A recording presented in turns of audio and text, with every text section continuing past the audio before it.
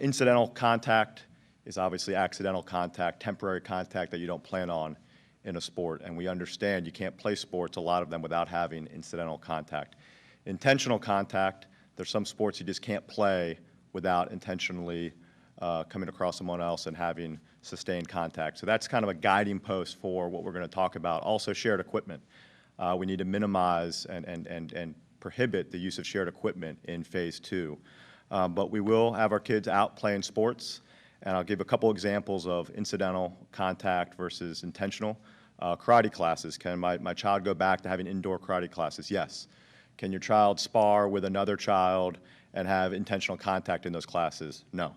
We've had folks that run ice skating arenas. Can ice skating start again? Yes. Can we have ice dancing in the ice skating arenas? No. Baseball. When I was growing up, we all shared a helmet, and we all shared baseball bats.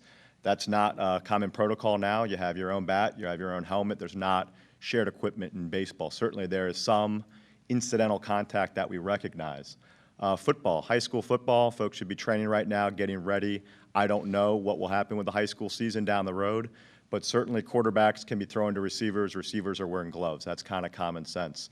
We're not doing tackle football in the middle of the summer anyway. There's certainly some weight training, not using shared equipment, some drills that linemen can do that will accommodate the phase 2 guidelines. Soccer, I coached high school soccer for 6 years. There's ways to train and structure your practices without having intentional contact. With shared equipment with soccer, it's a very easy to structure a practice to avoid, for example, having throw-ins, right? You can restart from the ground. Obviously in competitive soccer, once we get going with that, you can't do that, but certainly for most of the training that we do across the Commonwealth, you don't have to have everyone picking up the ball and throwing it in. So that's kind of applying some of the common sense guidelines. In terms of capacity on our fields, indoor and outdoor, indoor is going to be less capacity. It's 30% for an indoor field or 50 people, whichever is the lesser amount, and that's per field. So some of our sports complexes that are large and have a baseball diamond, a volleyball court, and a soccer field, it's per.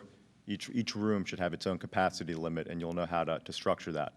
Outdoors, it's 50% capacity or 50 people, whichever is less for youth sports. And this is, I think, I was on the phone a couple days ago with a group of folks that coach baseball around the Commonwealth. For youth sports, we need our parents to be able to come, drop our kids off and watch, and for the children that they're overseeing. So it's there's no limit or capacity for the youth sports for spectators, given that their parents are guardians, either watching their children or taking care of their children at the game. And kind of common sense again, baseball, we've got the diamond, 2 dugouts, teams separated and fans on either side down the first and third baseline, watching from the outfield, social distancing.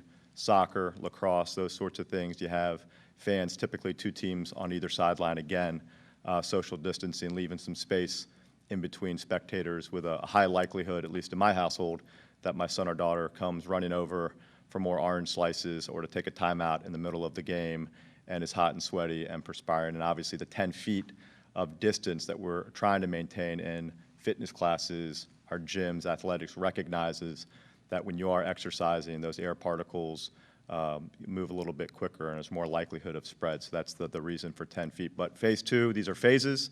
They're not permanent. We will have a phase 3 in Virginia that the governor will articulate the guidelines for, but you will be able to get your sons and daughters out practicing and playing this Friday. Let's just do it in a smart way. Thank you.